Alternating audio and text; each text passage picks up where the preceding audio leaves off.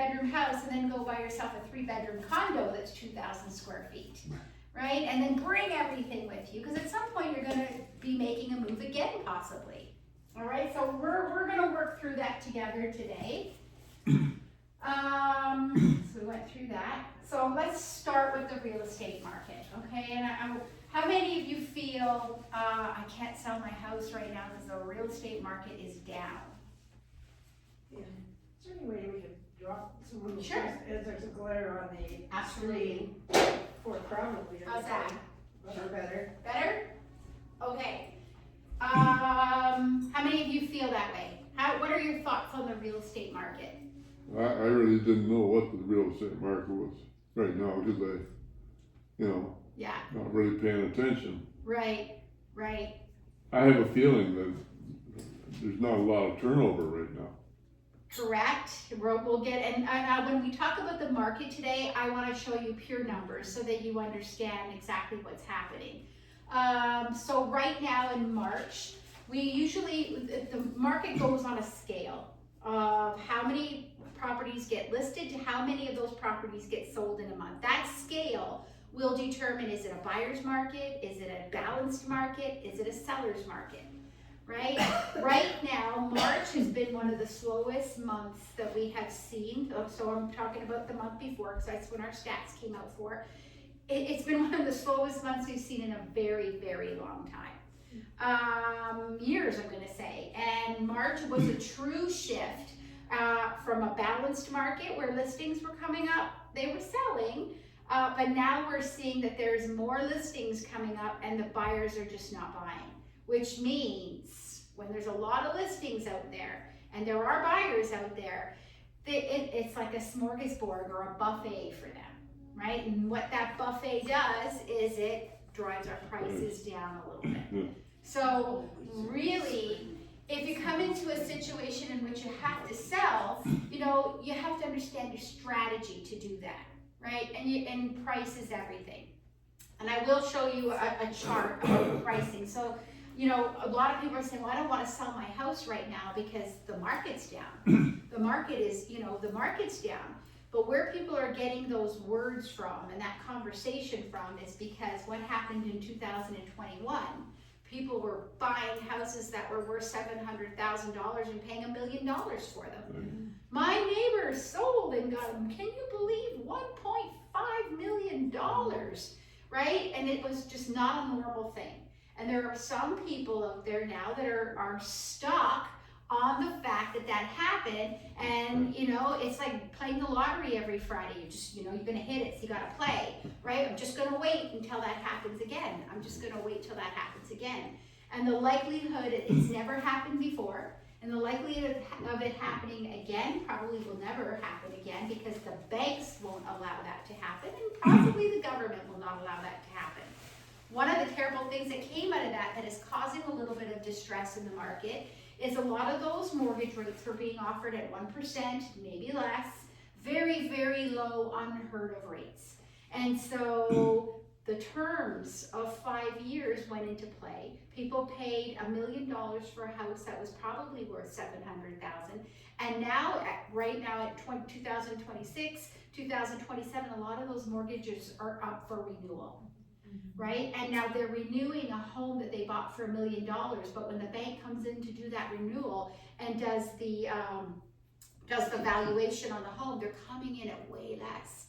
So people are being forced to get rid of their houses. And, it's things that we've never seen before, whereas agents, there are some agents out there that aren't even being paid because when the debt load gets paid off the sale of the house, especially to the bank, people are walking away with nothing.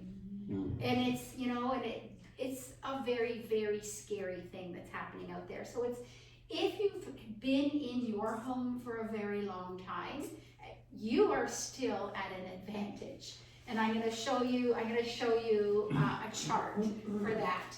So everybody in their bags has the exact same presentation. So if you want to pull it out, I've given you a pen as well, because as we move along the process, you are going to be asked questions, because the only way I'm going to put you to task to walk out of here and start decluttering is if you actually participate in the seminar.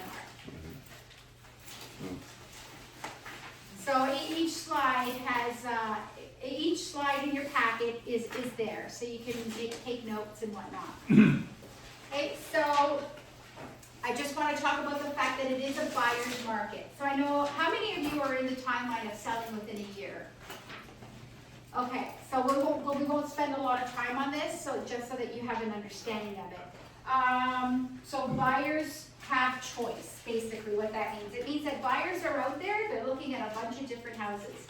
And when we talk price strategy for listing a house, especially as a realtor, when I talk price strategy, back in the day, when we used to compare what your house was worth, we looked at your street. We looked at your immediate neighborhood. It's not like that anymore. We gotta look at the whole city of Guelph.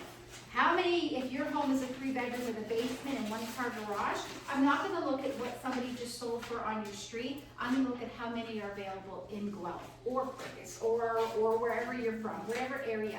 Because the buyers may not be looking for just your street. The buyers are out there now looking for the best house, for the best price in the best neighborhood. All right, so it's a broader market for the pricing now. And I'm going to talk a little bit about how buyers put in offers and things like that. But if just for your own curiosity, there's a chart here on how this pricing strategy has happened. And I do want to talk about the selling days, because that's super important when it comes to pricing your home. Right now, we've seen that in the last year, days on market has increased by almost 50%. Okay, so which means a year ago you probably could have listed your house, and if it was priced right and priced within the market, you probably would have had it on the market for maybe 5 to 10 days. Houses now are sitting on the market 25, and this is median between condos and everything. Median is 25. Some of these houses have been sitting on the market 60 days, 80 days, 90 days. So you got to think about that. And I'm going to show you pricing strategy as well. Because if you're distressed and you have to sell, and especially if you're a senior and something's happened and you need to sell, and you can no longer live in your home, which I'm seeing some of this happening too, you know, it's a scary thing for people out there. That's why you always have to be ready. If you're here and you're thinking about decluttering, that means you want to be ready when the time comes. All right? So let's look at the charts quickly. So if you've purchased your home earlier than 2016, how many of you have been in your home longer than 2016? Okay, so you can see here over the last 10 years, this is what happened in 2021 for pricing, and this is sort of where we're at now. So anybody who bought in this area right here, yes, they think the market is down. They're praying for miracles, right? But if you bought your house over here, you can see that you're still relatively okay for your investment. All right? Now I want to take a look at this chart too. So this one here will give you an indication of what the market looked like in the last year. This is just detached homes in Guelph. Okay, the green is how many properties went on the market each month, and the blue is how many of those properties sold each month, and that's just in Guelph. So if we're only selling, 60 homes, but 150 went on the market, those homes are going to carry over, and then they're going to carry over. All these homes are carrying over, and that is what is causing the market to sit the way it is, because of the abundance of properties. And as the buyers are out there and they're picking up some of those properties, we get to the point too where we might have less and less buyers, right? So, and it's a big waiting game out there too, because we keep hearing in the news that the government is going to drop the interest rates again. So every month, are they going to drop? Should we wait? Should we wait? Should we wait? So there's just a big waiting game out there happening too. So as a realtor, through the realtor office and the chatter with real estate agents, we're hoping that there might be another drop, maybe 2, because that might kickstart a little bit of some of this distressed market that's out there. And then let's talk about this one here. Pricing is everything. The green is the asking price for properties, and the blue is what people have paid. All right, so you can see here in April, we have a small little rise in people paying more for their properties. And this is simply detached homes. It's not condos, it's not townhomes. And the reason I can tell you that there is a little bit higher price here than asking is because people are starting to wake up. They're listing their properties a little bit lower so that they look advantageous on MLS. So if I want to get $650 for my home, and a realtor knows true value, so a buyer will come in with a realtor. If I was representing buyers, I'd say, listen, that home is worth $650, and they've got it priced at $550. We really should go see it. So they're underpricing homes in order to bring the people in. Yeah, and I'm going to show you the psychological aspect to this. So that's part of the proper marketing strategy. We'll get into it a little bit deeper in a sec, because there's a little bit of angles to that. So let's talk about this slide first, and then I'll get into the other slide. So why do they do that? All right, if I'm going to price my home, and we're going to go back to the other slide in a moment, but if I price my home at market price, so the everybody's familiar with Realtor.ca, MLS, Zillow, and all those things, right? That's where people go house shopping first, online. People aren't driving by on Saturdays looking for open houses and for sale signs like they did, 30 years ago. They're online. And before they even walk into your home or book a showing for your home, if you've got the right realtor that uses the right tools, they've already been in your home online. All right, so we're going to talk about that. But if you price it at market price, which means my house is worth $650, I'm going to price it at $650.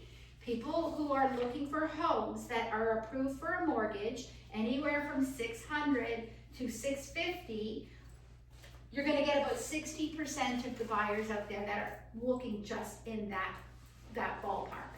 All right. However, if you say it's $650, I want $650, but I'm going to price it at $599. Now, everybody that can afford $650 is going to be. So you price it 10% below market value, you're actually going to attract 75% more of the people to come in to see your home.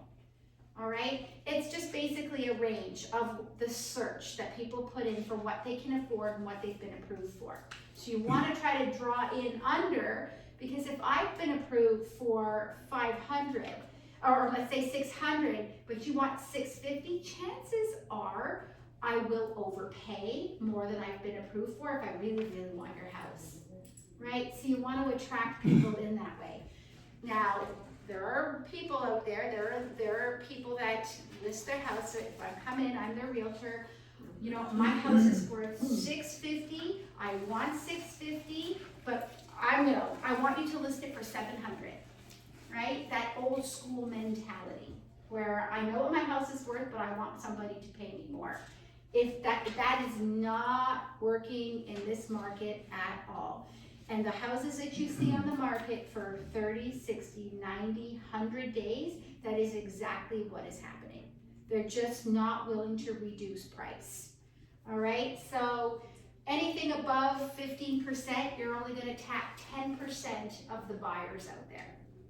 And I will tell you that our brokerage has just put in a new system to move properties where we have the conversation with our sellers that if you've been on the market 10 days and it has not sold, it's a price reduction 5%. If you've been on the market 20 days after that, or 10 more days after that, so now 20 days, we're now looking at a 10% reduction. So it's an aggressive reduction until your house gets sold. And that's assuming that you're in a position where you really need to sell. And I see. Question, how long will the level go down? You said five. I'm going to take you there in a sec. I'm going to show you a slide for that in a sec. Okay, so I see situations like that every day where I've just had a fall, I've just got out of the hospital, and I've got a house full of stairs. I didn't think this would happen to me. I have a beautiful garden that I don't want to leave. I have, I have all this beautiful stuff in my house, and my grandkids come and my kids come. I just can't do these stairs anymore. I don't even go to the basement. I'm sleeping on the ground floor, but I can't move because I'm not able to list my house yet. I see this all the time. And that is what actually inspired these seminars, because you just never know when you've got to be ready. So let's talk about that whole pricing thing. It comes down to having a strategy and understand it's a psychological thing when you're selling your home, right? It's my home. I know what my house is worth. I know what I want to get for my home. We all love our homes, so we all think our homes are amazing. But when we come to decluttering, and when we come to listing, and we come to the whole aspect of staging, it's not about what you think of your home. It's not how great you think your house is. It's what does your house going to look like to the next person who walks in the door and looks at your house, right? Are they going to like your home? Are they going to want to move into your home? That's what it's about. So when you start to think about decluttering and your next move, you have to learn how to detach from the joys of where you live, because it isn't going to be where you live. You got to look forward to where you want to be, and you got to make that space invitable for the next person who comes to your door who's looking to actually buy that house. Okay, so it comes down to strategy, and this is how I position it. We got 4 ways to handle it. All right, plan A, we can list it for top dollar. You want $700, but I'm telling you your house is worth $650, $625, but you're adamant it's $700, and now you want me to list it for $750, and you're just not listening to me. Plan A, let's do it. But that's only gonna work if you don't have a time commitment and you just want to play the market. And you'll either sell it and I'm wrong, or we sit and then all of a sudden we start scaling to plan C, or plan B, plan C. And plan D is a little back pocket if we're realistic to begin with. But plan B, okay, we're going to do it your way, but are you willing to then get aggressive with price reductions? If I've got you listed at $650, $700, and we've got no showings that week, no one books an appointment the next week, can you sell your home if no one's coming to look at it? Is someone going to call you on the phone and say, I'm buying your house tomorrow? Absolutely not. Showings speak the price. If we have 20 showings in a week, we've priced it right. If we have no showings, it is not priced right. So are you willing to lower the price and be realistic? And that's when I talk about the time frame. That time frame is how much higher you went is going to determine how many reductions we got to do. All right. Plan C. Okay, we can do that. We can price it right. The big one is if you're in a situation in which you need to move, do you have the funds to carry your home and then move as well? Right? Because now you're carrying 2 costs. Now I'm going to give you an example. To move into a 1-bedroom here with 1 person, you're looking at the approximate number would be $5,000 a month. Okay? But that's an all-in package. You're not paying for anything else. You're not paying for your food or your electricity or any of that. But if you did move in here and you were paying $5,000 a month, and now you have a home that's sitting on the market for 5-6 months, can you do that? Right? So I have that conversation up front, when people come in and say, well, my realtor's listed my house, so we're going to move in. I said, okay, are you able to be here for, 4-5-6 months? Because what happens when you move in here and you love it and your house has not sold? And we have a couple of people who are in the situation now here that are going through the exact same thing. And they don't want to leave, and yes. Is this 5,000, is that rental or is there purchase opportunity? It's rental. We don't do any life leases or anything like that. Everything is rental. It's rental. And Yeah. the bungalows, are they much different? So the bungalows are 2 bedrooms, 2 bathrooms, full kitchen, laundry room, garage, a little yard, very different. Because in the building, it's kitchenette style living, so you don't have the stove. Yeah. But you're welcome for meals with both, and you have still access to the whole community even though you're in a bungalow. Okay.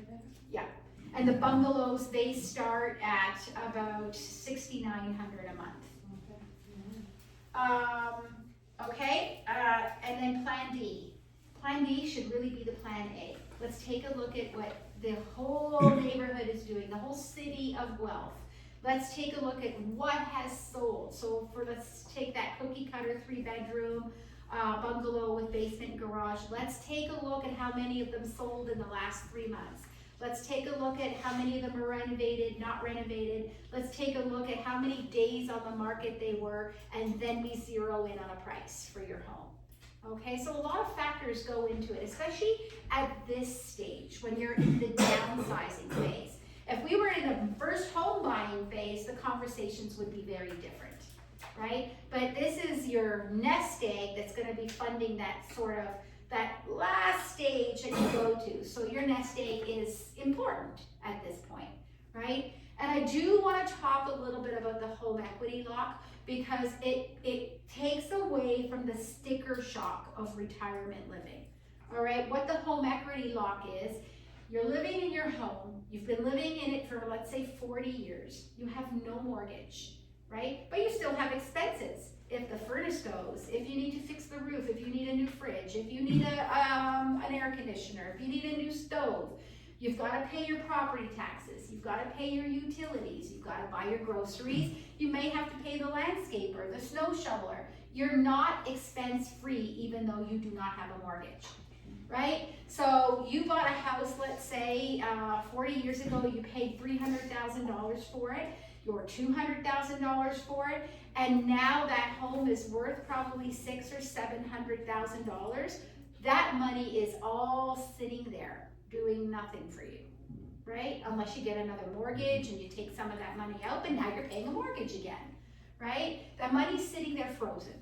Whereas if you take the money, you sell your home and you put that money into proper financial planning and you put it into things that give you the derivatives and the dividends and or GICs where you can cash some of them in slowly over your life, that money at an interest is now working for you.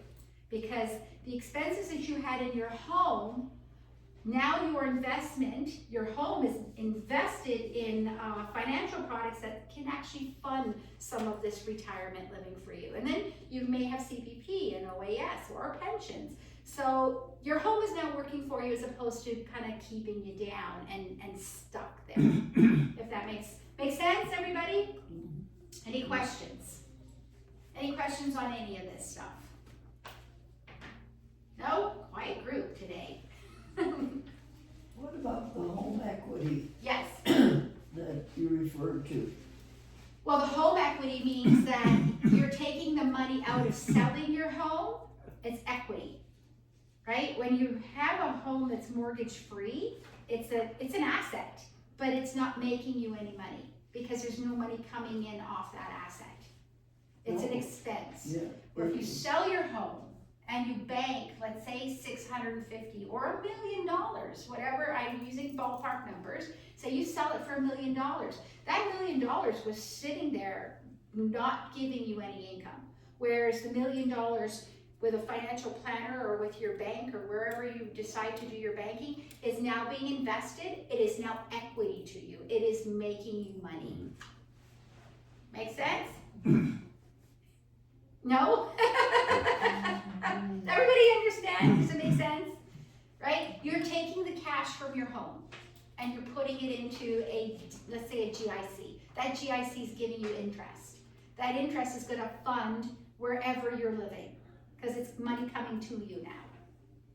But with the home equity, when you sell your home, Yeah.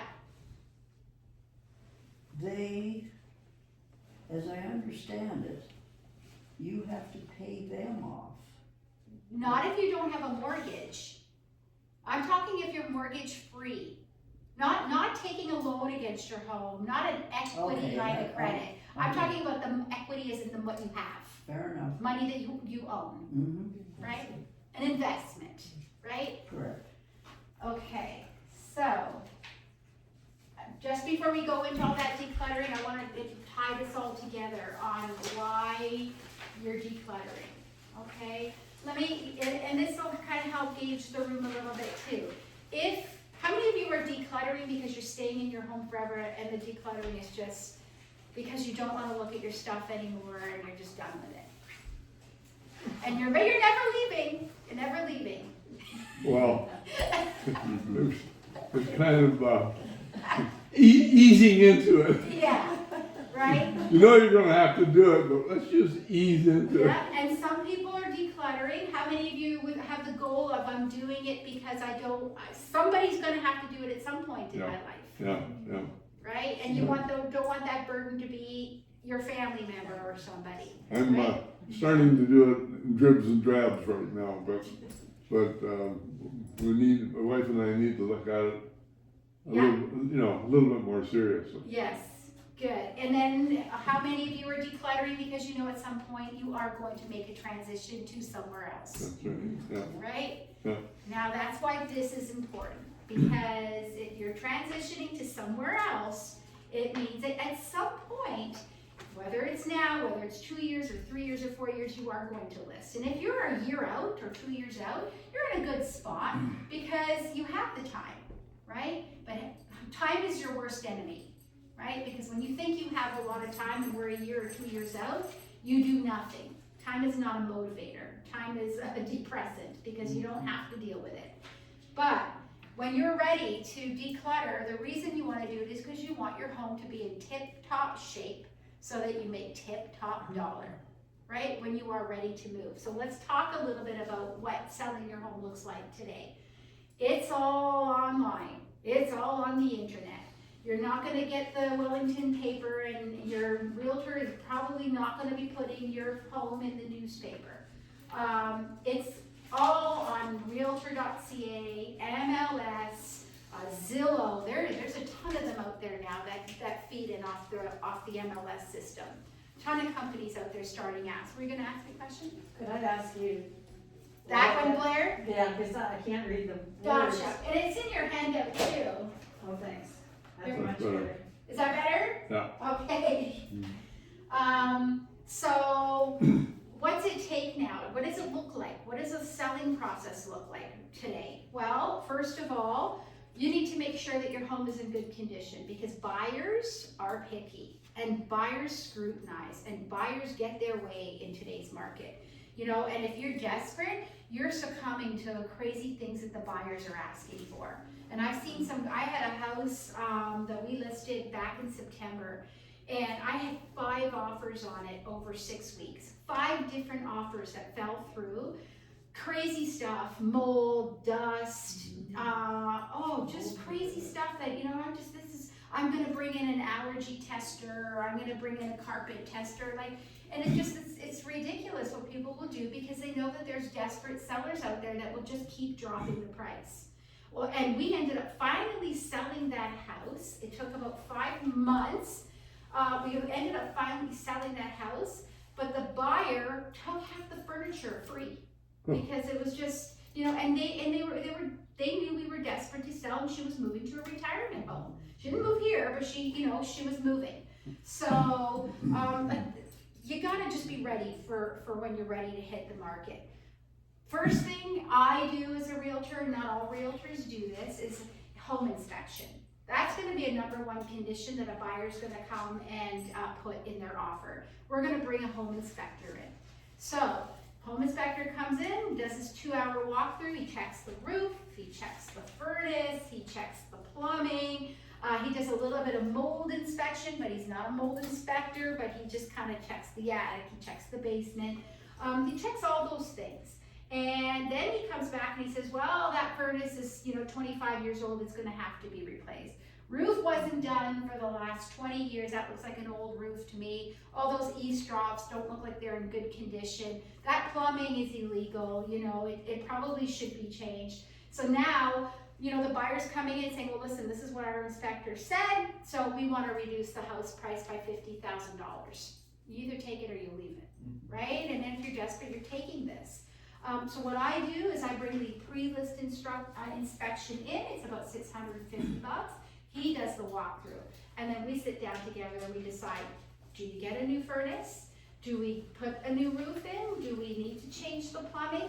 We look at all of the essential foundational things about the house, and then we decide, okay, do we need to make these changes, or where should we now put the price, knowing that this is what a buyer's gonna see? And sometimes we try to push the inspection off, saying, well, you don't need an inspector because we did an inspection, and here you go, right? So that helps to alleviate a lot of that stress from a buyer. The staging is where it's all at too. You might get a realtor who comes in and says, oh, you know what, I'm gonna come in and I'm gonna stage your house. I personally don't feel that that is necessary, because buyers are not, that's not the market that we're living in, where the nicest house sells. It's the best price house that sells in the market today. So it's more about space than it is about how beautiful the new kitchen table is that they stage treat for $4,000 a month. Because staging is not cheap. It's done on a 30-day basis, and usually, a lot of the times, a lot of realtors are renting out the furniture. So it's more about space. Let's get rid of the stuff now that you don't need. If you're gonna be moving to a 500, 600 square foot apartment, unit, whatever it is, your RV, you really gotta sit down and think, okay, what items am I absolutely taking with me? A couch, a bed, a dresser, and a table. That's usually it, right? So if you've got that living room that's got the 2 chairs in the corner, and then the chair over there, and then the 3-seated the 3-seated chair, and then the matching love sofa, and then don't forget the armchair, and then we got a side table there, a side table here, side table here, side table there, and every one of them has a lamp on it, right? You've been in my place, eh? I've been in a lot of senior homes. They're all very cookie cutter. So, and it's just accumulation. That's all it is, right? It's as life goes on, you pick up another lamp, you pick up another table, but and not only that, at the beginning of our lives, we're always upscaling, getting bigger and getting bigger, and the bigger we get, the more stuff we're buying. We're not getting rid of stuff, we're buying more stuff, right? And then it all catches up. Can you ever assume that the buyer might want some of that stuff left? Yes. You can assume that? You Okay. can Or absolutely. do you want to have it looking, like there's nothing here, empty, so we can imagine, I can imagine what I want to put in there. Which way would you go? So it really depends on what your stuff is like and what we're leaving. And if you decided that you wanted to leave your stuff for a buyer, then that would be something that we would put in the listing. I just did a buy deal for 2 clients, and we actually kept the pool table. We asked the seller for the pool table. We asked the seller for the patio furniture. And there was a cool fridge in the basement, like one of those 1970s retro fridges that my buyers wanted. So we asked for that. The likelihood of somebody coming in and wanting all your furniture is unlikely, because people want to come in with their own stuff, right? It really just depends on what it looks like. The best thing to do for something like that, which is becoming very popular, is we used to have those old school garage sales. We're going to take everything out, we're going to put it on the driveway, and at the end of the day, we're going to bring it all back in. We don't do that anymore. We're now doing in-home estate sales. So before your house goes on the market, if there's things that you don't want, then we'll advertise it on Facebook Marketplace, or put some ads out there, and people will come in and they will buy stuff that you're selling, which is a lot easier way to handle it if you have a lot of stuff. And I don't want to get into too much of that right now, because we will get into all of that with the decluttering aspect of this. But home staging, yes, so it's about space. All right, and I don't get into too much of the renovations. If you're at a place where you think, should I renovate my kitchen before I sell it? I have resources of people you can call for pricing and things like that. My take on it is, if you're renovating your kitchen, but you've got 2 bathrooms that are old, and you've got old carpet throughout the place, and you've got some rooms that have wallpaper, your kitchen isn't going to be the selling factor. No. okay? So if it's an entire reno, then you're better to price it right. If you've done the bathrooms recently, and you've put new flooring in and you've painted fresh and all it is a kitchen touch-up, a buyer will probably buy it and be able to just, oh, it's just a kitchen rental, that's great, right? So it really is a factor of, you look at it when the time comes so that you make the right decisions, right? This is a huge one now. Because your property's going online, you want to make sure that you're dealing with a realtor that is very online friendly, that they're viewed, that they have access, that they advertise on different sites, that they're bringing in not their son to take pictures and video and, and doing wacky videos of your house because it's cheap. You don't want that. You want top line videos. You want top line photography. You want drone shots, of your backyard if you have one. You want a drone shot of the neighborhood. If you live near a park, if you live near something that, the river or wherever, that would bring people into your neighborhood. Because when they go on MLS and they click, or Realtor.ca, they're going to click on the photos. They're going to click on the video link. So you want to catch them right off the bat. You want a really good videographer that will take good pictures of your property. Okay? And that, again, is usually a realtor will cover that, and that's something I cover. And that package could range anywhere from $1,000 to $3,000, depending on how big your home is. Okay? This here is what's called the 3D dollhouse, the Matterport. This is what a lot of realtors are using now. The photographer will go in with a laser camera, and then that laser camera creates a walkthrough, a 3D walkthrough. So before booking a showing to come see your house, they just click on the Matterport link, and all of a sudden they're just physically walking through your home. So they can see everything in your house. All right, super important. And then floor plans. Doing a 3D Matterport also gives you access to creating the proper floor plans, because people don't have the proper floor plans for their house nowadays. So we recreate the floor plans. Okay. Any questions? I don't understand the dollhouse tour.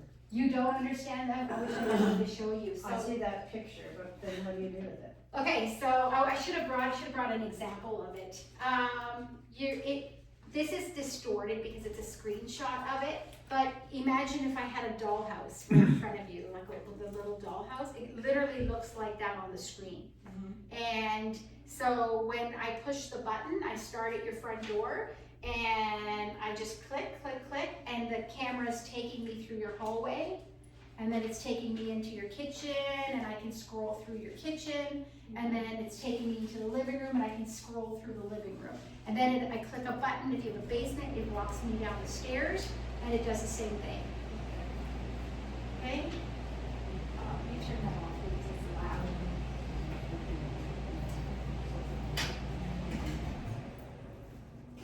Let me know if anybody wants me to open a window or anything. All right, now we're done with all of that. Let's get into the nitty-gritty, all right? This is very hands-on, so please take the time to answer the questions in your workbook here as well, because if you answer the questions, you're gonna be more adept to living here and actually doing some of this work, all right? So let's start with the emotional challenges. The biggest part of decluttering is you're just sort of stuck in where you are at now. Right? You're not really thinking about where all this stuff came from and why you have all this stuff, right? It's just this lamp, I have had it forever. This chair, I've had it forever. You gotta start to look at the emotional aspects that keep you stuck with the things that you have. Who was I when I had this stuff, when I bought this stuff, right? Where was I in that stage of my life? Who am I now? Right? Who do I want to become with all this? Where am I going? Who am I going to be when I'm that person? And does this stuff fit into that version of myself? Right? If you really start looking at that, it will make a big difference on how you start to see your stuff. Right? What do you want to achieve with your decluttering? And this is a big question. I want you to write that down. What is your goal? What is your why?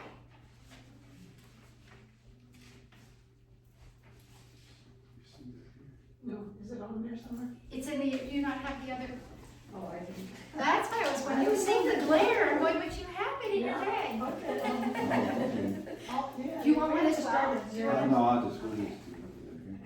Are we keeping? Yeah, that you'll have, there's a questionnaire after that you guys can all fill out for me. Those are important for me just to kind of give feedback after. Where's my bag? Is this it? That, there's your bag, yes. Do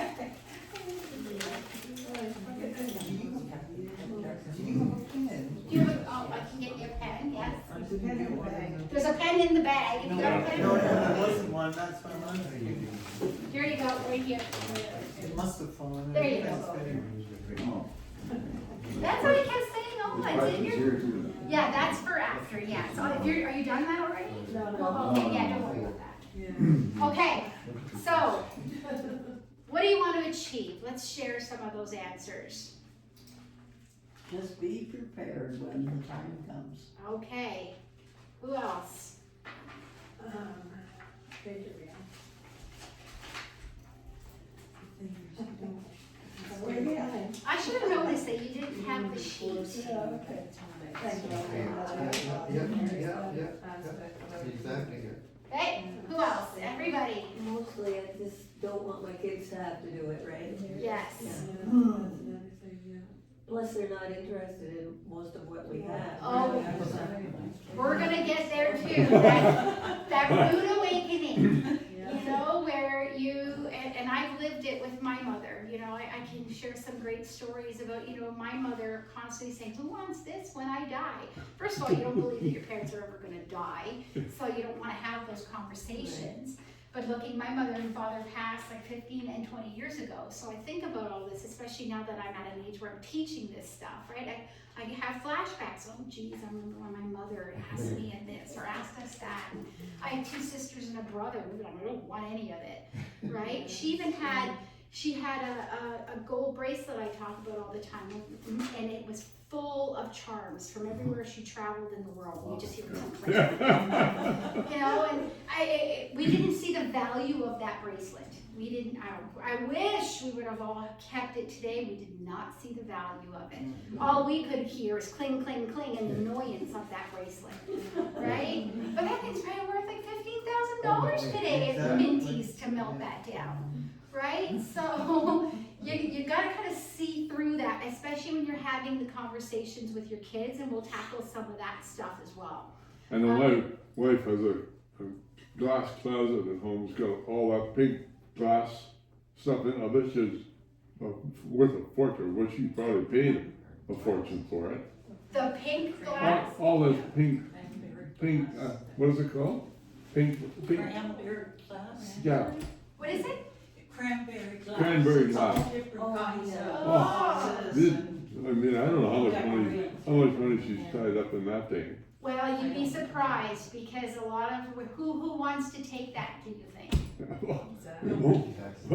That this is where, you know, as a senior, there's such a massive generation gap now. Who's buying houses and who's moving, right? Yeah. You have to understand that there's a lot of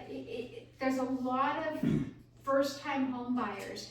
20-year-olds are not buying houses. You know, you're talking now that 30-year-old, 34-year-old, 35-year-old now that they're getting into their first house, right? They don't even know what that stuff is. Right? So when you or me for some of the things that I have come from a generation where we bought a lot of the Royal Daltons. You know, when I got married, we had to register at Ashley's and get the china. I don't think I've ever used that once in my life. Right? The Royal Dalton, the crystal, you had to have crystal, and you had to have the silver to set the plates. And I learned that from my parents, who said that we needed to have this stuff. I never used any of it. So you got to think about this generation gap. Do your kids want to use your silver? No, You know, do they want your china plates? no, And a lot of these families too, mom and dad both work. You know, people's lives are busy. They're probably, do they want a 20-person dining room set where the 2 leaves come in the middle because they're gonna have family dinners on Sundays? Yeah. Mm-mm. No. Right? It's just not happening. So we've come into a place where, you know, Habitat for Humanity is even saying no to a lot of stuff. Yeah. You know, they're not gonna come and and I'll give you an example. We did a whole renovation in this building, about a year ago. Everything's new. The carpet's new, the tables are new, the paint is new, furniture's all new. This baby got to stay. And that's the nicest piece. Yeah, but nobody wanted it. No, I can imagine. I Right? can well imagine. Where are they putting It's this? huge. It's huge, right? Space. Piece, that's not all one piece. Yeah, I think it is all one piece, Wow. yes. They did it in here. Yeah, they may have built it in here, but it was, I can tell you, in my house, there's no way. This piece. And anybody that I know whose houses I've been to, there's no way, Yeah. right? So, but that's something I was wondering about is, like, if I have, down in my basement, I have a big screen TV, yeah, with a unit around it. Like, I was thinking, would somebody buy that if I left it there? probably not. No, You could always try, but probably not. You know, I don't wanna say no and I don't wanna say yes, because I don't wanna feed your hopes either way, cause I don't know, I'd have to see it, well, right? I know also down there, there's like another set of covers or something. Yeah, And you think, well, would you be able to leave it when they buy it? Otherwise, you know, there's gonna be a lot of stuff yeah. that you gotta get rid of. 100%. Yeah. That's why you gotta start dealing with this stuff now, Yeah, right? yeah, And a lot of it is, I'm not ready to move, so I'm not gonna get rid of this stuff. yeah, that's right. So in other words, what we've loved and lived with, we have to kind of almost say goodbye. As you Yeah. say, Yeah. now, if Habitat doesn't even take a lot of things, you're quite right. Because the building place is so much smaller. Yeah. Yeah, And Yeah. they're looking at stuff more like, I hate to say it, but I mean, I used it a lot when I was first starting out, IKEA. So expandable, Yeah. dissolvable, do it up, you know, I mean, you can't really, it's a different world. It's a very different world, and that's exactly the point that I'm making. It's a different world. Yeah. And that's exactly the thing, the houses are smaller now, right? They're just smaller. yeah, And And, the land around it is smaller. yeah, yeah, yeah, a Some lot of them smaller. don't even have, you know, patio. Yeah, yeah. Yeah. Because they just have a lawn, minimal. Everybody wants less work. Yeah, yeah, and that's why the big houses, you know, there's a smaller market Uh-huh, for those big mansion homes. that's right, that's Right, right, that's the right. 3-car garages, the 5 bedrooms, unless you're uber wealthy, that's not the direction that people are moving That's in, true. right? That's why when I showed you that first slide, on the median house price that sells the quickest, it's that $750,000 price mark. Those are the houses that are moving quicker, the manageable homes. and the other thing is, my house had aluminum wiring, Oh, yeah. you know, You switched that over though, did you? well, this cost me $11,000 to do it. That would have been a no-go, like, that would have been a must. I know, I look at it and say, Yeah, it was money well spent. yeah. That's right. Knob and tube, if you have knob and tube, if you're living in an old house, Yeah. you need to get that changed. That's a must. In the pre-list inspection, that would be a must. My insurance company insisted on Yeah, because a buyer will not get knob and tube insurance. it, no, So no, that's a must. yeah, And then the plumbing, I think it's that K-Tech plumbing, if you live in a home where it has that old pump, the plumbing. Some of the aluminum wire. Yeah, you have to switch it out. So those are some of the pre-list stuff that would come up, but that's an investment that you made into the capital of your home for Well, sure. my insurance company kind of forced me into it, you Yeah, know? yeah, And, you know, I was kind of ticked off at the time, but now I look at it and say, it was money well spent, Yeah, 100%. yeah. Yeah, and that, you know, if, I don't know if you have kids or anything like that, but that's just something that if you stay in the home and you leave that on, it's something that they would have had to have taken on, Yeah, yeah. right? So, yeah, there are just some musts, especially in an area where a lot of the homes are older. Yeah. Right? Guelph is an older city, like we just had our 199th birthday on Thursday, right? We're an older city. Yeah. Okay, so, what else? Did somebody else give another why that we can do? One more. What's your why? Or with, To be able to move with less stuff. Yeah, I probably would go for number 4, like to be able to move and ready to overwhelm me and hold you back from where you could be living. exactly. You know, Okay, Instead of, there's so much going on, and Yeah. then, you keep putting it out, just like any common stuff, you keep putting it out, yeah, then all of a sudden comes a point where it has to be done. it has Or to, else. and that's the worst place to be, to Exactly. scramble. You don't wanna scramble, right? It's not fun. I don't know, could you maybe come and talk to my wife? Well, yes, I can. Yes, I can. Probably the first thing she wanted to get rid of was me. Yeah, probably.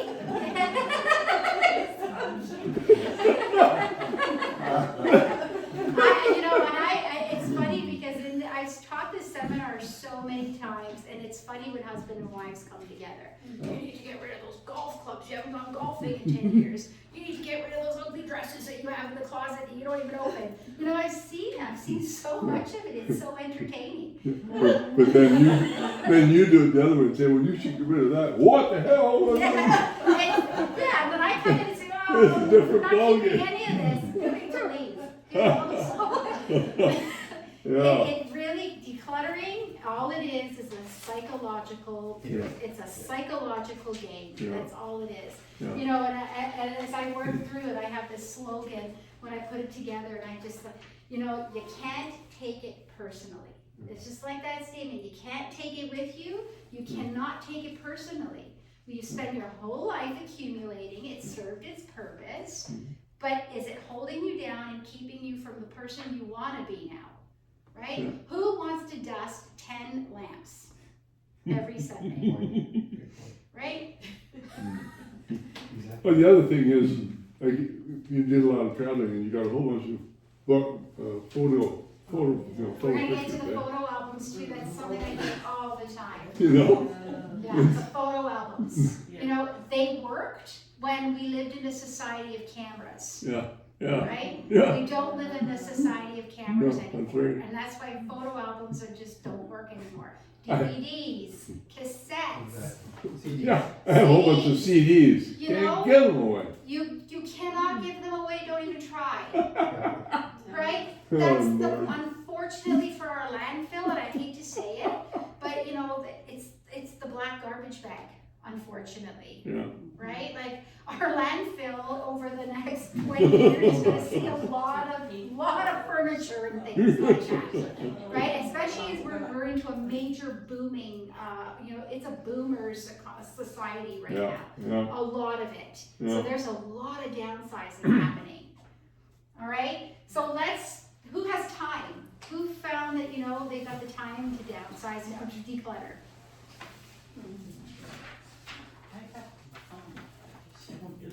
Right?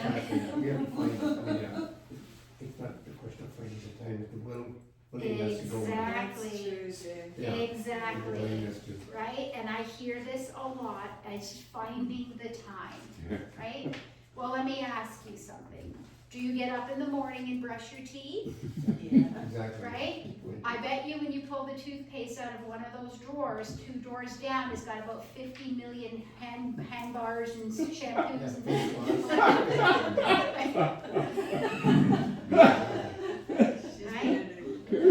Right? Because I see it, I know, and I'm guilty of it too. So when you're brushing your teeth for 2 minutes, and you have a garbage bag on your bathroom floor, how many minutes is it going to take for you to just clean out 2 drawers? Exactly. Right? A bathroom should take you less than an hour, really. Right? You should be able to open those, and when buyers come into your home, they're opening those closets, Oh, yeah. they're opening those doors, they're opening those cabinets, they're opening everything, right? So it's easy, you have that time, that's done, right? So the question is, when you go into the kitchen and you're about to make yourself dinner, you've gotta take about 20 minutes, 30 minutes to prepare that dinner, and while dinner's being prepared, or you're making your toast, there's time there. There's time while you're waiting for something, and I bet you there's the junk drawer in your kitchen, right? Everybody has the junk drawer, and over years, they probably have 3, because 1 wasn't enough.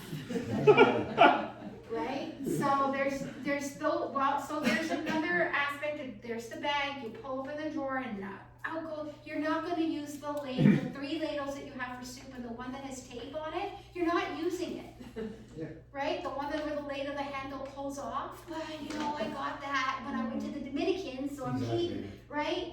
It's nonsense. So it's just psychological. Right, and I can tell you that when you start to fill the boxes with the stuff that you're giving away or throwing out, or the garbage bags, every time one of them leaves your house, you feel good.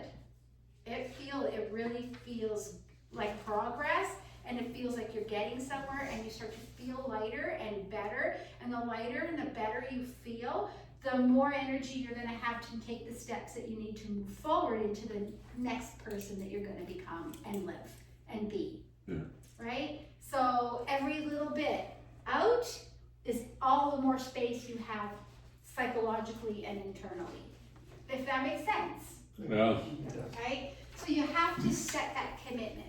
How much time can you do this? Can you do it and if I say, if you're gonna start to set it weekly, or I'm gonna do 30 minutes a month, forget it. It's not gonna stick, right? So what can you do a day? If you're watching the 11 o'clock news for an hour, you have the time to do something during the time that the television is on, right? You don't necessarily need to sit down and watch the television. You can assign a task to yourself that while you're watching something on TV, you're actually doing something as well, right? It's just productivity. So, does everybody feel like they can commit to time? Does anybody want to share with a little idea that they're going to do, or something that clicked in their head of, I can do this, this, or that? Well, I just find that if I don't think I want to, and I don't think I can, but if I do anyway, and I just do it for 10 minutes, you're into it, or 15 minutes, then you're into it, and you'll It goes keep longer. going, right? Yeah. Exactly. Yeah. And that is the trick. Except last night I did it, and I didn't go to bed until 1 in the morning. So can I ask Because what I had no your, room on my bed to get into bed. so can I ask what your project is, like what you're doing? Because that might help inspire somebody Well, I'm else. just cleaning a closet, and I'm thinking, where will I wear this stuff anymore, right? We're getting there. The closets are a big one. And they're the easiest. They're actually the easiest. Paperwork. Paperwork. Pots and pans, what about those? I've got way too many. We're gonna, you know what, and I'll tell you, pots and pans, as long as they're in good condition, they're needed. All right, so Okay. we're gonna talk about that. What kind of things are worth keeping and what kind of things are not. Okay. Okay, but what else? So you're working on your bedroom, I guess, your clothing? Right, but the problem with that is kind of takes more time is you try them on to see. Oh, yeah. I didn't teach you. Oh, this looks good. I'll wear it next year. Yeah. Oh, it still fits. We're gonna talk about clothing, because clothing is actually the easiest to identify. What else?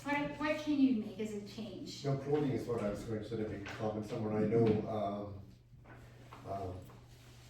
one of the places the club I belong to, and this lady over the years has collected and always spoken with us, people, members of the club, say if you have old clothes that you don't use, she collects them and brings them to the homeless people. Yes, we're gonna talk about Yeah, clothing, so- because clothing is movable and needed, so. So, but I think that's, I never even thought of that. Yeah. I said, oh, you're not really. The bench. The clothing exactly. closet, Yeah. yeah, so we're gonna talk about all of that. All right, so has everybody written down a time commitment? Has anybody identified something in their day where they realize, you know what, I can commit to at that moment, at that time? Everybody's good? Right? I have your word that you found the time in your day. Let's talk about what we're gonna do with the stuff when we find the time. So now I've committed 15 minutes of my day. I know I have 15 minutes of my day. Where am I going to put that 15 minutes? Where do I start?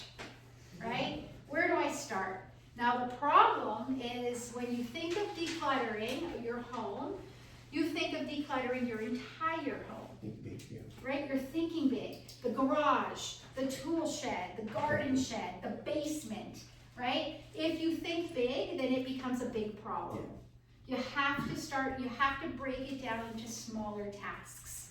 All right? Like I said, the drawer, in the bathroom, the drawer, how about your nightstand? You know, everybody puts things into their nightstand and don't even know what's in that nightstand half the time. A closet, and then as you start with these little things, eventually you move on to the bigger things, right? So when you put that time down on your sheet, you immediately something should come to your mind where you're thinking, oh yes, I have that junk drawer. Oh yes, that pot and pan drawer is really driving me nuts. You know, I have so much cutlery, the silverware, the glasses, the china, the all kinds of things. So what I want you to do, if something popped up in your head where you can start small in your house that you know of, just write it down, mark it down, so that you're leaving here. Once you write it down and you commit to it on a piece of paper, it will actually spark you to create a little plan for yourself. So identify that. Now I want to talk about the clothing. All right, clothing is actually the easiest thing to deal with. It's attachment, right? It's the money we've put into the clothing. You know, a couple of seminars ago when I was talking about this one couple, you know, she was really upset with him because he had a spare bedroom that he put all his golf shirts in. And she goes, he has more golf shirts than I have dresses. And he stopped golfing 2 years ago and he still buys golf shirts. Right? It's an addiction. It's just, and you know what it is? It's not, I see it from a mile away. It isn't that he wants the golf shirts. It's that he doesn't want to let go of the fact that he's no longer able to golf. That's right, yeah. Right? So the golf shirts are just hope. You're like, oh, you know, when I golf, Good times, yeah. it's the good times, right? And it's funny, but that's when he said, well, what about all your, he really said it out loud, what about all your ugly dresses that you never wear? Yeah. You know, because he was mad, right? So I was like, a woman's mentality for her shoes and her clothes are far greater than a man's golf shirts, right? So we like to have nice clothes. It's just a woman's thing. So What do you think I'm gonna fit into that? heels, you know, I went for maybe just, I wear heels, but not to the extent that I used to. You know, I wore them a lot more when I lived in Mississauga. When I moved to Guelph 6 years ago, me walking around at the mall with heels, this is not a heels town like Mississauga was. So slowly, I just started to feel uncomfortable in my shoes, and I had to start changing all my shoes to adapt to where I lived, right? So, but I have them all because if I throw them all away, then it's like, well, if I throw those away, then I'm probably never moving back to where my family is in Mississauga. Right? So the things that we hold on to aren't so much of the things, they're the things that those things speak to us about. Well, my Yeah, sister, exactly. she used to put Psychological. her roller skates in the trunk of her car when she was 85 years old. Oh, Because if somebody saw in her trunk, she thought, that'd be cool. Yeah, actually it's funny because the house that I said that we had 5 offers for, her garage was a decluttering nightmare, but her home she had the nicest things. She had new golf clubs, she had a new e-bike, she had kayaks, 3 kayaks that she had just bought last year, she had a paddleboard, she had a tool shed of all kinds of tools. She was never married, but it's like you couldn't even walk in there and say, we're throwing this stuff out because it was a shame. And I said, Susan, why do you have 3 kayaks? She goes, well, you think about it, if you open my garage, the neighbors see my e-bike, they see my kayaks, and they think that I'm out doing all this stuff. That was her answer. I'm just like, oh my God. That estate sale was beautiful. She, and not only, and books are Oh, yeah, another books, problem. In her basement, and I should show pictures actually in the seminar, because I use her house all the time in my language, and she'd be happy with it, because we had a good laugh decluttering her house. She had a bookshelf that went from probably, her whole basement, it went from probably that wall to that wall, and then turned to that wall. The books were a nightmare to deal with, and I'm a book lover, but I learned 2 years ago when in a span of 10 years, I downsized in Mississauga from a big home to a townhouse. Then I moved to Guelph, and I got another townhouse that was 2 floors, and I could not have my books. So I built my bookshelf in my garage.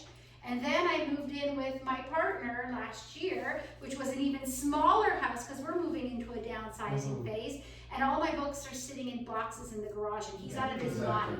He's out of his mind, because I probably have 50 boxes sitting in the back that I refuse to get rid of them all, right? And here I am teaching this. But I know what I went through to read them and collect them and have them, and and I still value the holding the book and turning the page. Right. Whereas the generations moving forward, they're not going to the library, they're not buying books, they're downloading on Kindle, they're they're listening on Spotify, they're doing audio books, right? So books are an issue. However, they are movable, because thank God for libraries, the libraries will take your books, as long as they're in good condition. So if you have them, start piling them up in small boxes and start taking them out to the library, right? And Laura has the big annual book sale out on the street too, I think. So there are places that take them. But these are things you don't want to leave till last minute, right? They're things that you want to start having ready, putting them in boxes. Clothing, let's go back to the clothing. The best way to handle your clothing is you put everything on your hangers, and you turn all the hangers in one direction. So if it's winter time, we all have 3 or 4 sweaters that we like to wear, our go-tos. And then there's probably 10 or 15 that we're just not touching. But we like the fact that they're in there, they're nice. And if I go to a party, I might wear it, but which party are you going to? You haven't been to a party in 8 months, right? So it's all of that stuff. But if you put all the hangers in one direction, and then at the end of the season, when you wear something and you put it back, you flip the hanger back this way. So at the end of the season, you'll see which hangers are actually facing you and what you're actually not wearing. And if you're not wearing it, somebody else, as long as your stuff is in good condition, somebody else will want your stuff. Especially, there's so many underground charities. Well, for every city has these underground small teams of charities that are out trying to feed the homeless on the weekends, trying to clothe women's shelters, trying to clothe the homeless. We have a major tent city problem here. We have a tent city problem in Cambridge. These people need clothing. They need boots. They need shoes. They need hats. They need gloves. There are places that your clothing does not need to go into the garbage, right? Unless it's ratted, and you're able to know the stuff. But so with clothing, all you need to do is keep a bag, a big garbage bag or a box in your closet or in your room, maybe 2. And if you know you have a clothing problem, every day you just throw something in the box, throw something else in the box, throw something else in the box. Don't try it on, don't create a story for it, don't pretend you're gonna wear it somewhere else, put it in the box. Make yourself feel good about the fact that you're actually gonna give it to somebody who's gonna appreciate it and need it.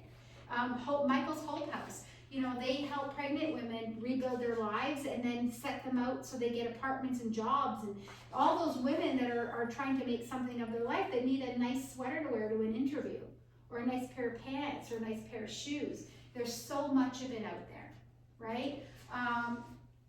How many of you have the closet where you open the closet in the kitchen and there's probably 50 cans of beans, right?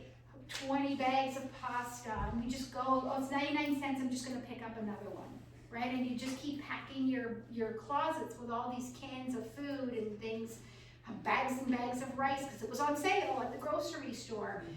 And we have a huge food bank problem here in Guelph, huge. Like it's every year it's getting worse and worse and worse on how little food there is, and how the food bank and the seed are begging people to please give donations because they're having a hard time feeding people, right? And and for the lucky ones like us, we're picking up an extra bag of pasta because it's 99 cents.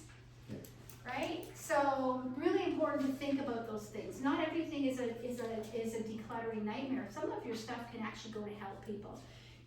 Reach out to churches because you don't know the families that have just had a house bought for Habitat for Humanity just built somebody a house. And you probably don't even know this, but they may have built 4 houses for somebody or purchased 4 houses to give away to a family of 4 kids that need it and are just getting on their feet. They might want your kitchen table. So you don't even need to go bring it somewhere and let someone else deal with it. There's all these little grassroots organizations that need your stuff, right? Not something like this, but the little things, an end table, a headboard, pots and pans. Pots and pans, they're needed, right? I know I donated to Lazy Boys to Restore, Yeah, and they gave me a voucher that I Yeah. can claim on income tax. Yeah. For $100. yeah, the Lazy Boys they'll take. Yeah. Oh, they did that? Yeah, they do. They take your stuff. They will give you, if they feel like they can sell it, they will give you a voucher for it. Yeah. But I just took a bunch of I try and declutter, but I'm having trouble with my wife. We just had men's stuff had a clothing drive, and I said, well, I got a whole bunch of shirts I can get rid of. Oh no, you can't get rid of those. You should have brought her here today. I know. I wish she had Because come. it's not the stuff, it's the story the stuff is telling her, Yeah. right? And I want to kind of say this eloquently. As a senior, the older you get, sometimes, and I see it every day with people when I tour and have conversations or go to homes, it's not the getting rid of the stuff. It's if I get rid of the stuff, that means I'm ready to die, right? Yeah. It's that, Yeah. right? It's this stigma of the death wave. If we do this, that means it's over, Yeah. right? And it really is not. It just means that you're lightening the load so that you're a lot fresher to carry it for you and enjoy that stage of your life. Yeah.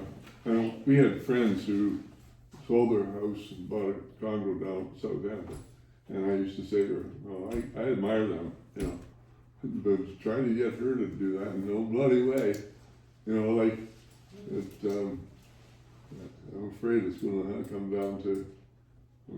I would say you're going to be proactive or you're going to be reactive, Yeah. and I would like to be proactive. Well, you should have brought her. Yeah, I know. Did she refuse to come? No, she didn't refuse, but I told her what the topics were, and I thought it might trigger interest, but I don't know.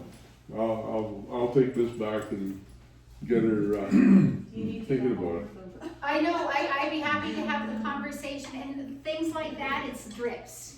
It's not coming in and having one conversation. No. It's nurturing a relationship of things, right? And it's just understanding, well, why do you want to be here? And what does it do for you? And there's psychological ways to handle the conversation, and maybe you'll find a different angle even after this to speak to her in a different language. 'Cause I What think- upsets you so much about making that move? What upsets you so much about letting this go?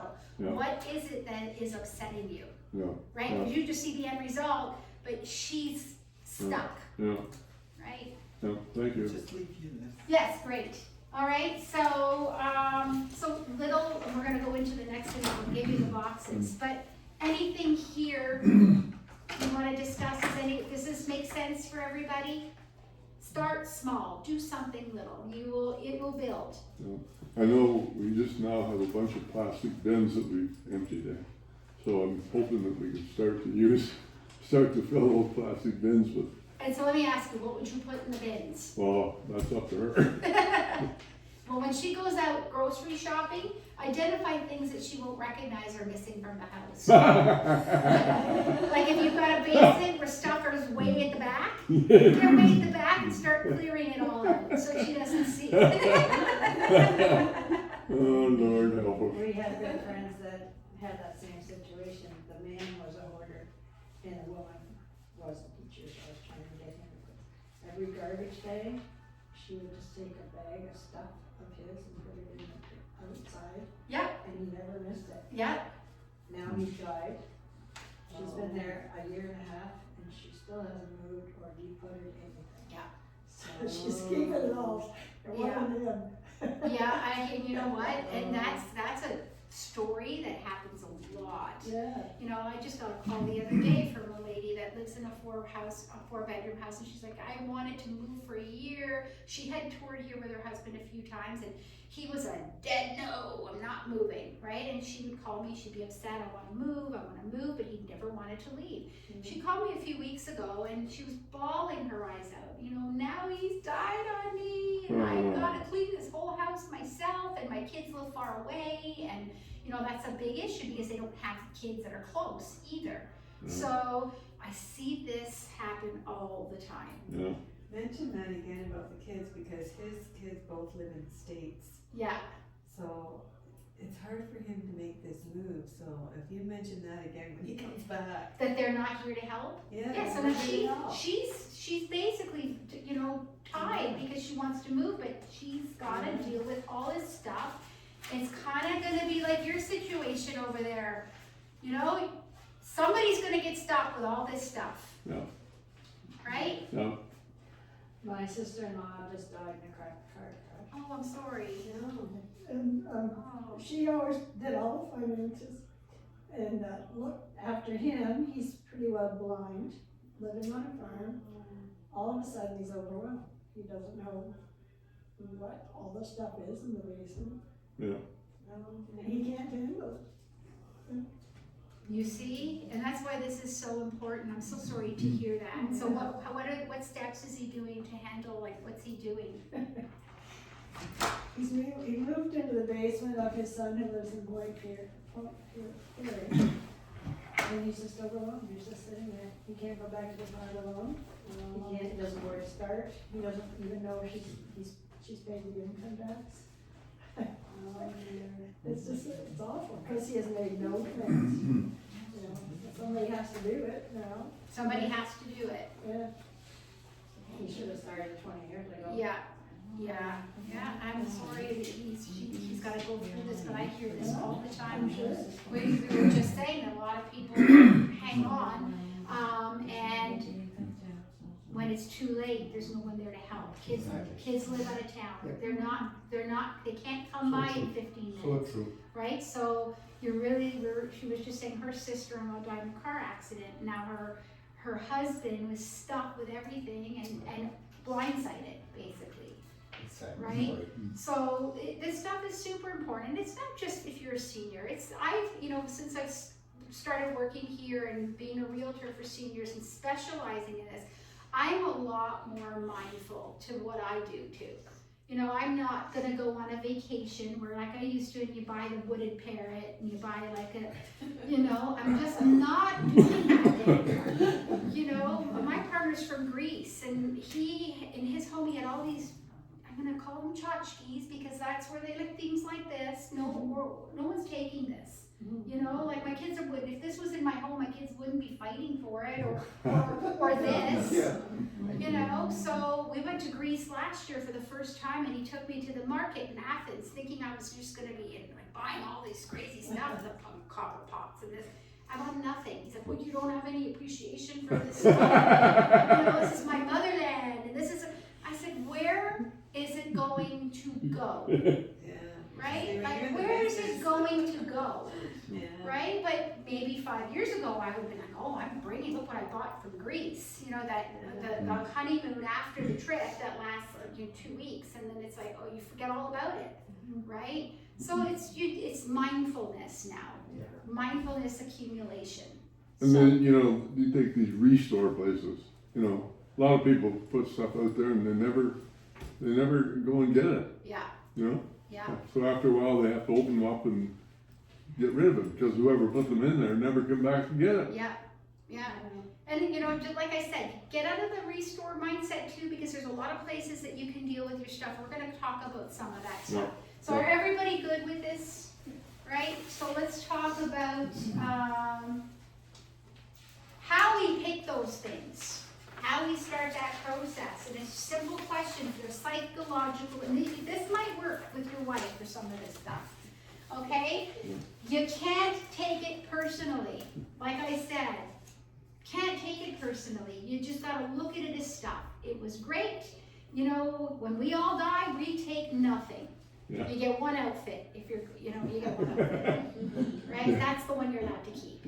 So you go when you're struggling, you open the junk drawer and you pick up the 5 packs of batteries and the earpods that don't work anymore and the Walkman that was from 1970 and the broken tape reel and you know all the iPhone chargers that are all broken, you know, the phone chargers, and you gotta pick it up and you gotta ask yourself, have I used it in the last 6 months? Yeah. Yeah. Do I love this? Like, do I really love this? You know, would I miss it? If I never open this drawer again, would I miss anything in it? Is it broken or is it expired? Right? If it's broken, you don't need it. You don't need to hang on to it. And if it's broken, you can't even donate it. Right? So you gotta deal with it. And most important question is, I love it so much, but would somebody else love it as much as I love it? Right? Would it make me a better person to give it to somebody that actually will need it? Right? And these simple questions, every time you get stopped in your stuff, they will really help guide you to make these decisions.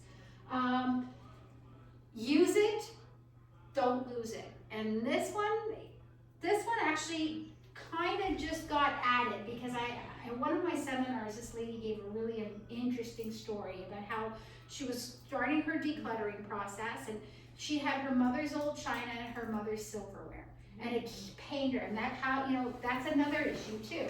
We keep stuff from the past. We take the parents, the grandparents, so and so died, and I've got all their stuff in my garage. Sentimental, right? But if you don't deal with it, somebody else is going to deal with it. It's sentimental to you, but where does the sentimental stop? Right? So your kids will want things that are sentimental to you, but they're not going to care about the things that were sentimental to you when you're gone. Right? They stop with you. Right? Use it, don't lose it. So she said, you know what? Just all of a sudden I made a decision that I had all these broken glasses in my, mismatched glasses, and I had 100, teacups and coffee things. In my house, I have a kitchen cabinet like this. There's 4 drawers. Every one of them is full of coffee mugs.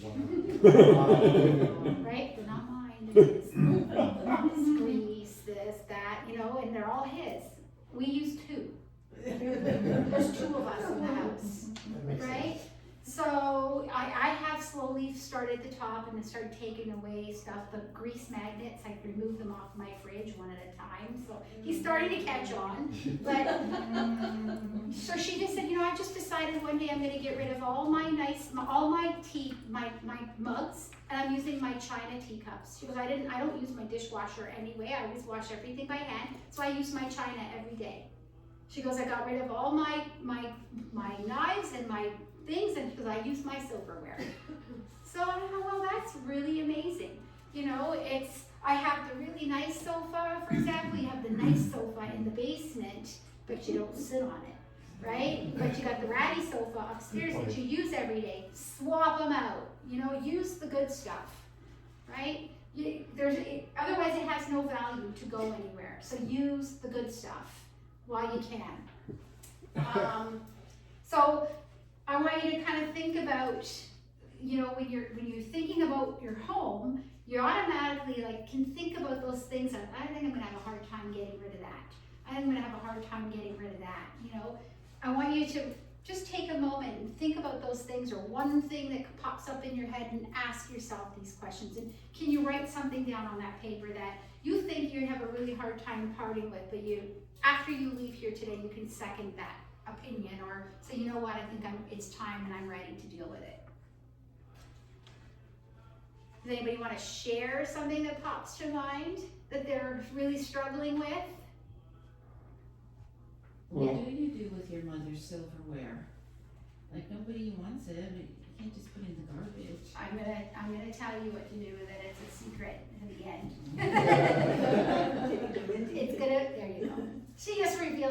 take it to Minty's.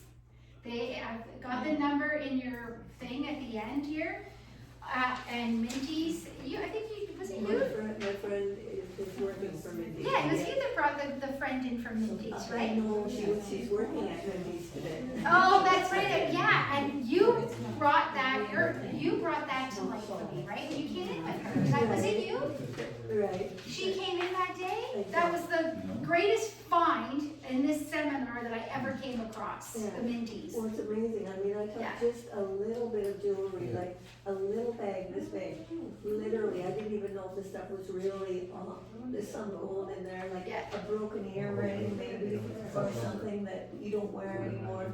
I had a little bag like this and there was $680 came back to my bank account right away. Where is it? Right away. It's not gonna be on your, I know, but I don't see have to that. part with your stuff. so I believe the girl whose number that is, they're everywhere, so they come to your home, yeah, So if you change your mind, right? Yeah. Yes. yeah. Does it have to be solid silver? I don't know. When she called me, she was gonna present today, or she was gonna get the lady from Minty's to present today, and she couldn't make it, the day didn't work. They take a lot of stuff apparently, from what I understand. They do.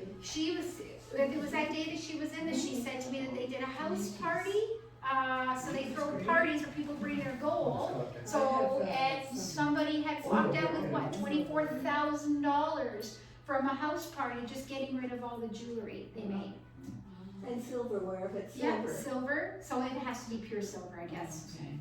Yeah, but it's gold, silver, and there was some other stuff she told me too, like copper or whatever, I forget, as long as it's pure. Mostly gold, silver. Yeah, she said there was something else too, I can't remember off the top of my head what it was. But, yeah, so when I met this lady, you came in for a tour, that was like, oh my God, this fits right into the downsizing seminar, because even I didn't really think of that, right? I'm thinking there's JP Morgan auctioneers, they should be in there too somewhere on the last page. They take, if you think you have something that is of value, like that pink glassware, you can call JP Morgan and ask them. If they won't take it, no one's taking it. Okay, so I believe JP Morgan might be on the last page. The second last page, there's a list of stuff. I'm not sure. If it's not there, then, is it not there? I will get a number for you if it's not there. We need to take it. Just JP Morgan, and you can look them up online. We might be able to find it here now. Because a lot of people think that they have stuff of value, and they don't. JP Morgan. Yeah, I'll just give you a number here.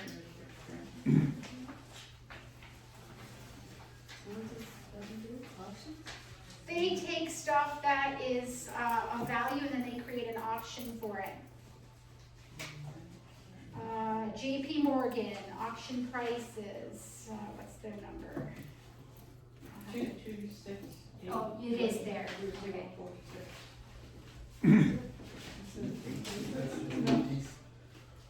That's Minty's probably.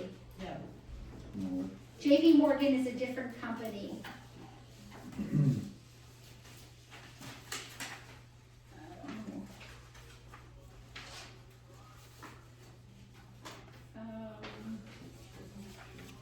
Here, JP Morgan Canada. You can call 416. Where is this contact number? I just saw it somewhere. Anyways, it's jpmorgan.com if you use the internet. JC is in Candy. JP. Oh, JP. Oh, they've got the music playing for a little bit. 416 981 9200. 93. 9200. Is that it? Hold on. There's Kurt's auction too. Is it? Well, It's open? KURT. Sorry, I gave you the wrong number. 1-800 Not Sorry. 416, not 416? No, just call the 1-800 line, 1-800-766-7722. 7722? Yes.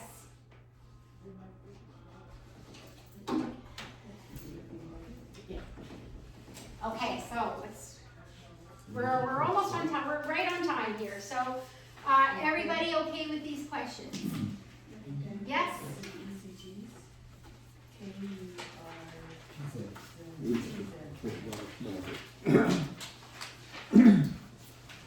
Okay, and then how we sum this up, where you're putting all of this stuff, it's basically keep 4 boxes. This is how simple it is. Keep garbage bags and boxes in your home.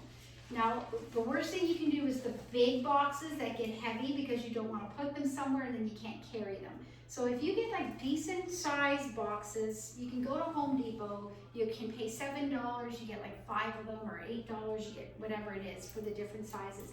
Keep one in your bathroom, keep one in your bedroom, keep one wherever the most decluttering needs to happen. You've got a lamp, put a box there, a couple of boxes where those lamps are going to go in, and then you know you can get rid of them. Books, start packing the books in. That way, every time you know you're leaving the house, you can grab one of those boxes and you can drop it off to wherever it needs to be dropped off, right? If you don't do that and you keep things to pile up, you're not solving the decluttering problem. You're just creating a box problem. You're just creating more stuff piling up. So you've got to get into the mentality of every single day or once a week or a couple times a week, if I got to go to the grocery store, if I got to go anywhere, is there a box that I can take to the Salvation Army? And they're easy, the thrift store out there. You can just, they've got bins outside the door where you could just put stuff in there, especially clothing. If you didn't want to donate your clothing to an organization that needed it and you just want to keep it simple, you drive up on Silver Creek there and you throw it into one of their bins. And there's always somebody standing up there too happy to take it. Coats, boots, gloves, those are really important things. Those things, there's the Mission in downtown Guelph. They will gladly take all of that stuff, hats, mitts, gloves, drop them off at the Mission downtown. And every single church, if anybody here is a church goer, if you speak to the pastor or the church leader, I guarantee you they have families on their roster that need stuff, that you don't even know, right? So there's probably a committee at the church that collects things. So keep the boxes here. So, and I want to talk about the unsure box, because this is the psychological box for the kids that don't want your stuff. Okay? If you're asking, do you want this? Who wants that? Who wants this? And we don't want it. No, we don't know. We don't know. We don't know. Right? If they're coming over to your house and they see boxes of your stuff with stuff in it, they'll, what is this? I'm getting rid of it. Well, you can't get rid of that. I want that. Right? Well, then you better take it now because I'm getting rid of it. Right? People always want the things that they can't have. So you got to kind of make them want it without asking them if they want it. Some of the other tricks too is the tape. They come over, there's a tape on the hutch, there's a tape on the dining room table, there's a tape on the kitchen table, there's tape on this. What's the tape for, Mom? Well, that's the stuff we're getting rid of. Well, I don't want that. You can't get rid of it. Well, then take it now, right? Or it's going.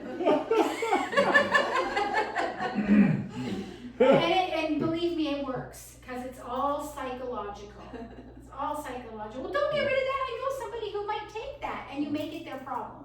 I'll probably end up with tape on my forehead.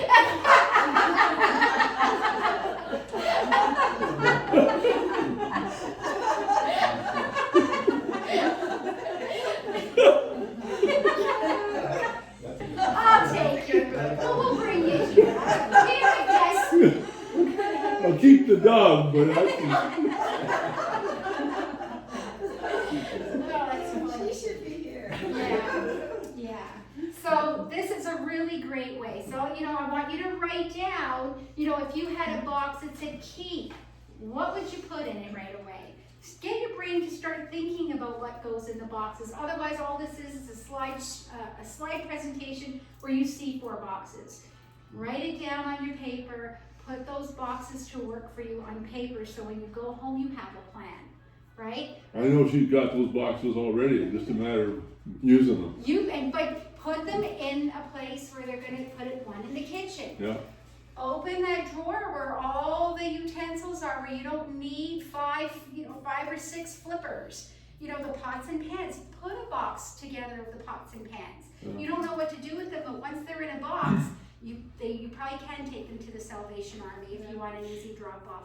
You can take them to Michael's Hope House. You can take them to the Mission. You can probably drop the pots and pans. I can think of a million places where they would go. yeah. Right? Shelters. Yes. The food bank, where they cook, where they Yes, serve exactly. food. They need pots and pans, Yeah. right? Little things like that. A couple years ago, we decided to declutter a bunch of stuff, a lot of figurines and stuff. Set them all out on our big old dining room table and sent pictures to the kids and said, if you want these, do it now. Cause Yeah. we're going. Did they take them? Well, some stuff, Yeah. they serve them what they wanted. And the rest, I got some kind of, I don't know, antique dealer to come, and they took the rest of it, and then I got rid of the table, because I And- only use it 4 times a year. Oh, that's perfect. And Yeah. who was your antique dealer? Do you remember? Oh, it's some people at the Aberfoyle Flea Market. Okay, 3 different ones came. yeah. So- That's a good resource, because Yeah. that will open, I think, probably next month or in a few weeks. That place is gonna open for the summer, June maybe even? You see a place that's selling a lot of dog ones, well, they Yeah. want dogs. so Yeah, I said, exactly. Take these, Yeah, so while the Aberfoyle Antique Market is open, that's a really good resource to start your decluttering process and utilize them as much as you possibly can. Okay, so everybody good with this? And I wanna talk about photo albums, because that's a big one. Oh, yeah. Cassettes, DVDs, albums too are starting to make a little bit of a comeback, depending on which albums they are. So you might want to take your albums to record shops, because some of them, if you have records, they're making a little bit of a comeback. The LPs are coming. The LPs, yeah, but for collectors, Yeah, exactly. DVDs, old movies, things like that, no one's gonna take those. Alleviate that problem. My daughter uses those at a college where they don't have Yeah, service. you'd have to get They have a DVD player. a DVD player, so maybe very rural, but you'd have to get them out there somehow, right? So, but vinyl shops would be the best place to deal with, where you could do with a lot of that stuff. Flea markets, right? Utilize flea markets, go to flea markets, get people's business cards, right? And then you can call these people and let them know what you have, right? Because everybody has connections. Because if they don't want it, I guarantee you they know where they're gonna move their stuff when they're not selling their own stuff, where they're getting rid of their stuff too, right? Photo albums. So one of the things that has come up a lot is that parents start gifting scrapbooks to their kids. Go through your photo albums, take out the photos that are gonna have the most value to your children or the people around you. Say your sister, and you and your sister have a ton of memories, and you create a scrapbook of photos and you give that for Christmas, or you give that for your birthday. That way you found a way to kind of make those photos work for you, keeping the stuff that's most important. But the rest of it, if you really, truly, truly need to keep it, there are so many people out there now that run businesses where you give them your photo albums and they convert them to online websites. Video. So, or video, even the video, you can watch it online, right? If you're gonna make a movie cassette for your kids, they're probably not gonna watch it. But if you send them a link to they're gonna watch, right? Yeah. Another interesting thing too is little picture frames that you can buy, where you upload photos into, and then you can gift those, the most important photos, because everybody loves something like that, where you can create a screensaver link for one of your kids for their laptop computer or their computer and gift that, right? So that is a really great way to deal with memories in a photo album. But in the long run, if you've got boxes and boxes of photo albums, memories end with you. So the things that your kids don't know about your past, unless you've created a scrapbook or something for them to read, or you know, you can spend time doing that too. We're gonna give this to you in passing, and so here's a memory of us. But if you're gonna just give all these pictures and things that mean nothing, it will mean nothing. But if you attach little stories to it somehow, write on things, so you scrapbook your memories so that they're important and they're not just nothing. Any questions about that? And you can, if you look online, if you're on Facebook, there are a lot of people on Facebook that do a lot of these services. Facebook, I will say, if you're on it, is another great way to get rid of stuff. Guelph especially, Fergus, Elora, Rockwood, they all have mini groups where you join a group. So Guelph has got Guelph this and that, and it's also got before it hits the landfill. So if you post things into before it, with this and that, if you're having an open house or an estate sale where you want to get rid of some stuff, you can put that in and what's happening in Guelph. Hey, I've got all this stuff I'm moving, you know, we're having an open house come in, and we just did it for one of our residents here who moved in. They have a big farm in Pooslinch, and I just set up the whole estate sale for her, and now we've been doing it over the weekends, and they go there on the weekend, and she's like, I'm loving it, people are coming, they're buying my stuff, I feel like I'm running a store, you know, so it's like, there's ways to do it.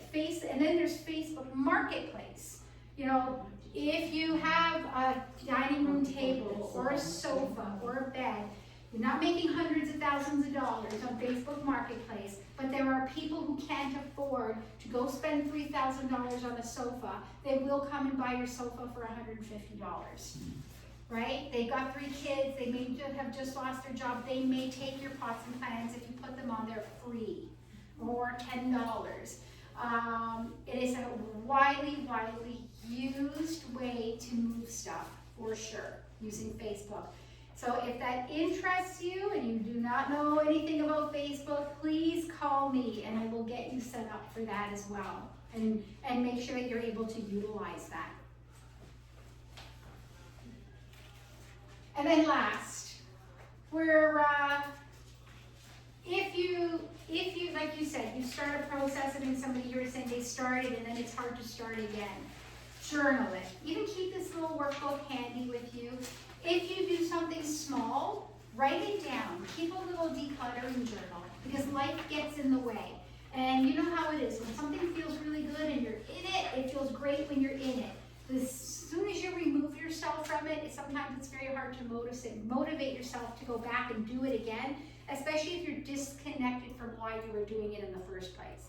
So if you started your decluttering just for the sake of decluttering and not really attaching meaning to it, then it doesn't mean it's just something you did. Whereas if you keep a journal, this is sort of the start of that journal. Why am I doing this? How am I doing this? What's the, what is the process that I'm using to do this? And then if life gets busy, you can pick this up again and read it again and spark that, reignite that motivation. It's super important. So write everything down. Keep a decluttered book. Write down where, if things are important to you, write down who took them, where you gave them, right? So that you can sort of keep that stuff close to your heart as well if you need to. Any questions? We're almost done. This is the time. If I missed anything, if you feel like you need help with anything else that I didn't cover, you all have some important numbers at the back. These are, so Moving Seniors Lovingly, she has a business where she comes in and she packs and helps declutter. She's not cheap at all, by no stretch of the means. She's very, very high-end expensive. If you've got the money and you just don't want to deal with it, she's probably a good person to call. I do have a few other companies too, so if you want resources, I can give them to you. What I do is I cannot come in and do the decluttering because I'm very busy, but I do have help. I can project manage for you. All I gotta do is come in, see what you're dealing with. Sometimes what you are dealing with is not as bad as you think it is. It's because you're in it every day that it looks complicated. Whereas it could just be simple things. Let's deal with that on Facebook. Let's deal with that. All you need to do is pack that. All you need to do is get rid of this. All we need to do is that. And sometimes if you just have somebody come in and put a plan together for you, that's all you need, right? So I do that. Junk removal, 1-800-GOT-JUNK is expensive. They come, they put the bin, you throw it in the bin and they take it away. However, there's a cool 2 little things I want to point out here that are really useful. Scrap Go. He is a senior gentleman that's retired, and he does this for a living. If you've got a broken fridge, if you've got a broken stove, if you've got any wiring, if you've got any copper, if you've got any metal, he will take anything. And if he can fix it, he refurbishes it, and then he sells it, and he donates all the money to Hope House. He doesn't do anything for a profit. Everything he takes, he tries to sell, and then the money goes direct to Hope House. So if you think you've got anything that he might want, you give him a call. Just a Girl in Her Truck is really just a girl in her truck. She started this just because she was needing a job. She had a little trailer, and say for example you have 15 boxes that you need to take to the landfill, or you need to take to Habitat for Humanity, or you need to take to Salvation Army, and you don't have the means to take them there. You just call her up, she will come and grab it, and she will take it wherever you want it to go. Small fee, right? So you can't sit there and say, I don't know what to do with my stuff anymore.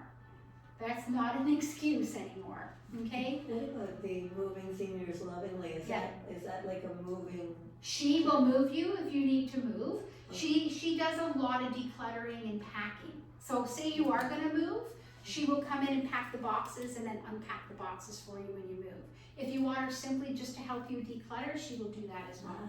Yeah, she's a lovely lady, but I'm just telling you, she's not cheap. But I do have 2 other people too, that if you want the resources, I can give you some people to call.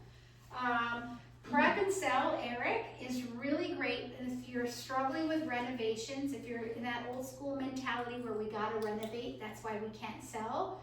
That's not the world we're living in. You call Eric, if it's a small paint job or a small thing, he does just for the sake of moving. He's not there I'm sure he'll take, if he's not busy, a project for the sake of a project, but he does it specifically for selling a home. So whatever just needs to be done. Susanna Geerlings, she's a painter. I love her dearly. She is majorly involved in the Guelph community. She is the head of Guelph Rim Fest too. She's been a Rotarian for many, many, many years. So if you ever need any painting in your house, I really would love for you to call Susanna first, because she's a wonderful person. She does wonderful things for Guelph. And then packers. So if you do plan on moving and packing and you don't want to do all the packing, these are great resources. And of course, Minties. So that just recently got added, so I'm really happy to see that, we found that resource. And then I gave you JP Morgan.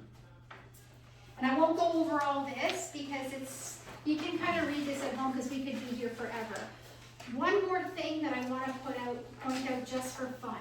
If you've got dishes, if you've got electronics, if you've got things that just have no value, there is a place in Guelph called Wreck-It, and people go there, they pay money, they put on glasses, they get hammers, and they go and let out all their frustration. So it's off of Highway 6, and so if you really have stuff you don't want that would be fun in a Wreck-It room, they will come and they will get it. So, yeah. So they actually call me saying, we'll take stuff. Yeah. So read through some of this stuff because, there's some really great ideas that you can get from that.